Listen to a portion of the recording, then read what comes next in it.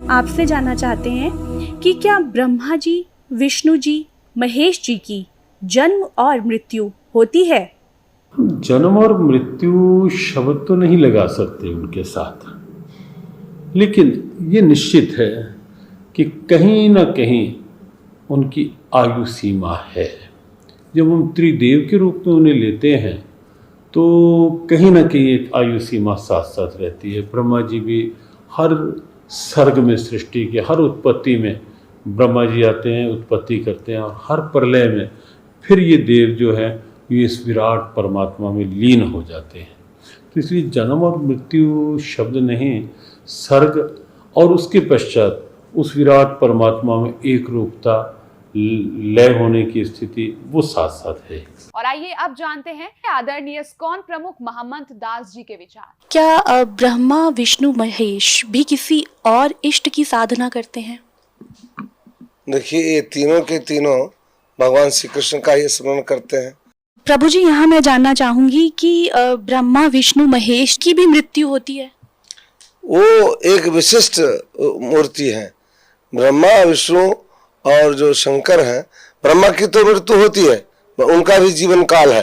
तो कहने का तात्पर्य ये है कि भगवान चाहे ब्रह्मा हो, विष्णु हो, महेश हो, इनकी भी मृत्यु संभव है? नहीं, विष्णु की मृत्यु नहीं होती है और शंकर भी अमर है।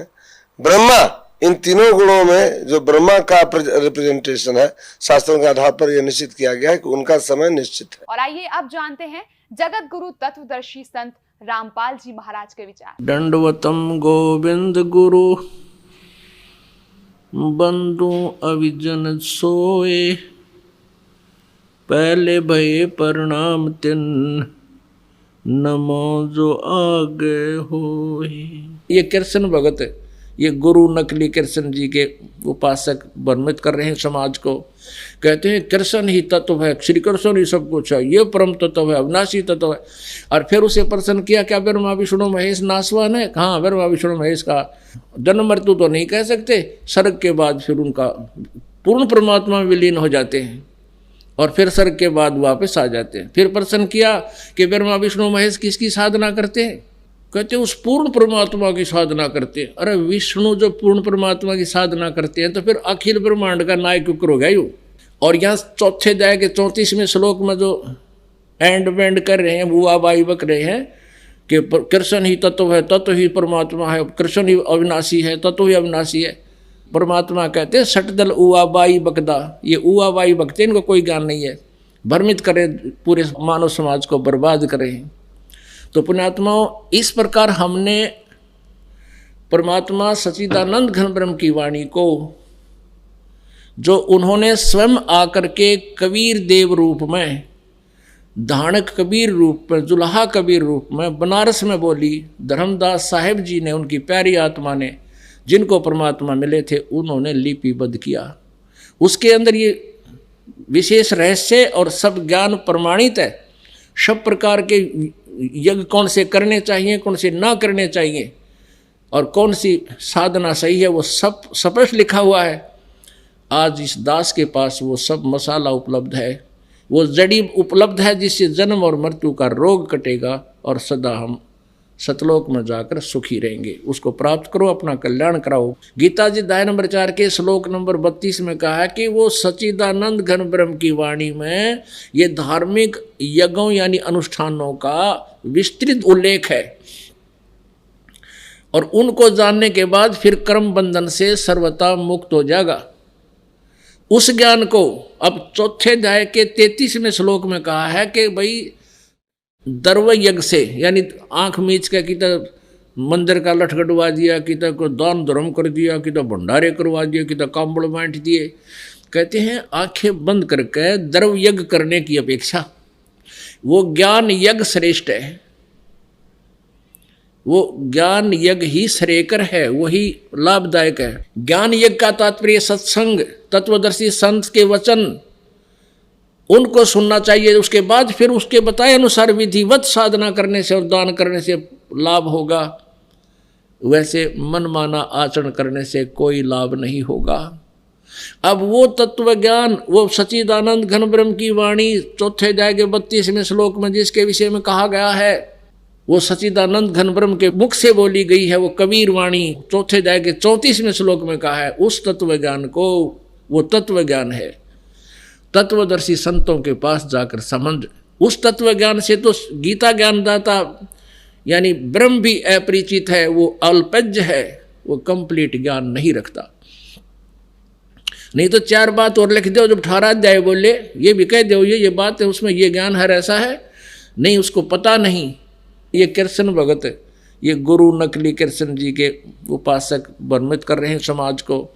कहते हैं कृष्ण ही तत्व है, तत्व ही भगवान है, भगवान ही सब कुछ है, श्री कृष्ण ही सब कुछ है, ये परम तत्व है, अविनाशी तत्व है। गीता ज्ञानदाता ने गीता जी अध्याय नंबर 4 के श्लोक नंबर 25 से लेकर 31 तक बताया है कि कोई देवताओं की पूजा करता है और कोई यज्ञ करता है, कोई स्वाध्याय ही करता है, कोई तीक्ष्ण अहिंसावादी व्रत करता है, जैसे मुंह पर पट्टी बांध ली, नंगे पांव घूमते हैं। ये सभी साधना करने वाले साधक अपनी अपनी साधनाओं को पाप नाशक मानते हैं, पाप नाशक जानते हैं। यदि उनको ये पता लग जाए ये पाप नाशक नहीं है, ये मोक्षदायक नहीं है, तुरंत त्याग देंगे। लेकिन जो साधना कर रहा है उसको अच्छी मानकर, श्रेष्ठ मानकर ही कर रहा है। श्रीमद् भगवत गीता अध्याय नंबर 4 के श्लोक नंबर 32 में कहा है कि जो साधनाएं अभी मैंने 25 से लेकर 31 तक तुम्हें बताई, इस तरह की साधनाएं यज्ञ यानी धार्मिक अनुष्ठान, यज्ञ माने धार्मिक अनुष्ठान, ब्रह्मणे मुखे सच्चिदानंद घन ब्रह्म की वाणी में यानी कबीर वाणी में, सच्चिदानंद घन ब्रह्म की वाणी में, परमेश्वर की वाणी में, तत्व ज्ञान में विस्तार से कहे गए हैं। उनको जानने के बाद फिर पूर्ण रूप से सभी पापों के कर्मों के बंधन से मुक्त हो जाएगा। यहाँ गीता अनुवादकों ने अनर्थ कर रखा है, यहाँ ब्रह्मणे मुखे का अर्थ कर दिया वेद की वाणी। नहीं, वेद की वाणी तो काल बोल ही रहा है। और यजुर्वेद अध्याय नंबर 40 के श्लोक नंबर 10 से लेकर 13 में कि वेद ज्ञानदाता भी ब्रह्म ही है। ये चारों वेद जो परमात्मा ने दिए थे वो अपने पुत्र ब्रह्मा को दिए हैं। इसमें स्वयं ये बीच में वक्ता भी बना है। ये कहता है कि उस परमात्मा के बारे में कोई संभवात माने जन्म लेने वाला, कोई असंभवात जो जन्म नहीं लेता, निराकार बताते हैं।